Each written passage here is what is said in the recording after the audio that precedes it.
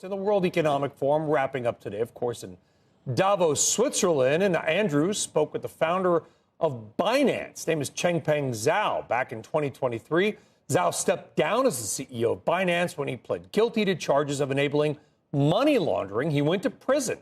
This past fall was pardoned by President Trump. He talks about it all in an exclusive interview. You're here in Davos. Yeah. How many times have you been here? First time. This is the first time? Yeah. And you were pardoned now 3 months ago? 3 months ago, October 20th, yeah. So what have the last 3 months been like for you? Much more freedom, right. Much more liberated. So yeah, I think it's just psychologically, it's like a burden that's just lifted. So I feel much more. I was a free man before, but right. with a felon status. But now I'm a real free man. And what are you doing with your time? I'm still pretty busy. It's getting busier. Well, I spent time working on this free education platform called Giggle Academy. Mm-hmm. I work with an investment team called Easy Labs. I mentor a number of funders in the B&B chain ecosystem space. So we're minority investors. I just mentor them. I also spend quite a lot of time talking with about a dozen governments about how to regulate crypto, how to do tokenization, how to do stable coins. So just crypto advisory work. And how many of your conversations start with, so what was it like to be in prison and what was it like to be pardoned? It's definitely a conversation starter. People are very curious about the experience. Most people don't start with that. Most people they small talk for a little while. Right. Because starting with that, some people I don't get offended, but some people who have been to prison may get offended. Well, I'm going to go straight there. I want to know though. What was it like? It's not fun. It's actually, the movies are pretty accurate. I wrote it in my book, upcoming book. You get my first roommate is a double murderer. But he's been there for like 12 years. He still have 18 years to go. And then, he got moved to a low security prison. Nice guy. But it's not a good experience. Did you expect this to happen? No, absolutely not. When I went there, my knowledge from all my legal team was no one in U.S. history has ever went to jail for a single violation of a Banking Secrecy Act, which is a registration failure. It's still a serious crime or offense, but no one went to jail. So just based on that, I thought, American go by precedences. And if we go by that, I should be I think the maximum people got, most bank CEOs just get a deferred prosecution agreement, DPA.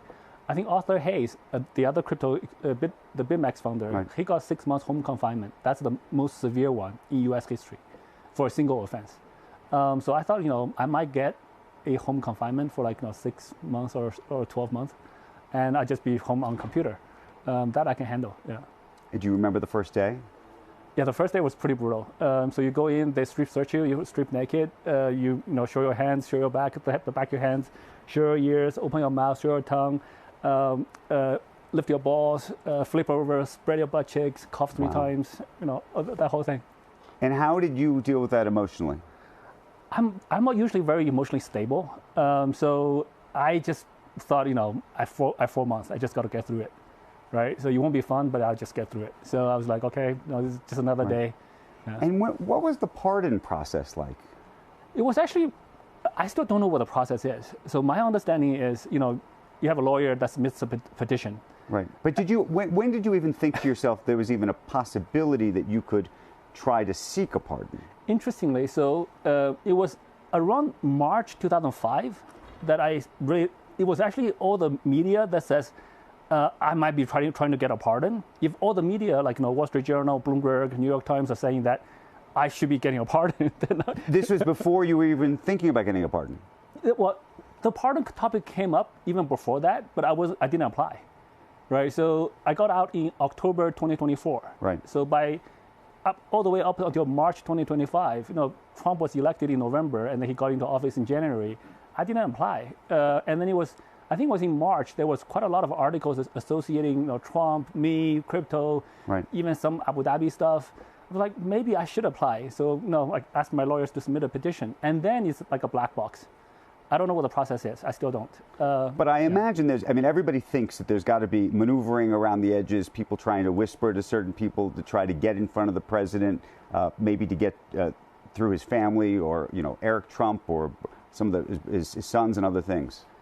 Not that I know of. I think, like, there's a lot of people giving me a lot of suggestions, but I don't think any of the suggestions have actually worked. The people suggest the most is get in front of Trump yourself. Right. If Trump sees you, President Trump is like a guy, that goes by his intuition, but I never got in front of Trump, so I just waited and waited and waited, and then suddenly it happened. Yeah. Have you had the chance to talk to him? No, not yet. The closest I got to him was today when he was doing the Board of Peace session.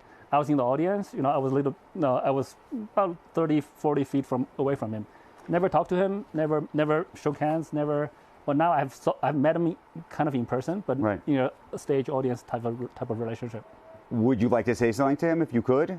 I want to express my appreciations to him. Obviously, yeah, I would love to.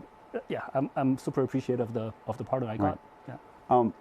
As you know, there's been a lot of questions about the pardon and the connection between Binance and the Trumps and what that looks like. Can you speak to that? Based on my knowledge, there's really no connection. I mean, I think the only thing is, look, the Trump families are Right. in crypto. Right. Binance is a large crypto player, and the President Trump's administration is pro-crypto, and that helps all the businesses in crypto. That's just good for the crypto industry and good for America as well. I think the connection, though, if I'm wrong, was this idea of World Liberty Financial, right? Because that's what that was used in terms of connecting into MGX and the connection with Binance. Yeah, quite a lot. Okay, yeah, maybe you can be more precise. What do you think is wrong with that precisely? Yeah.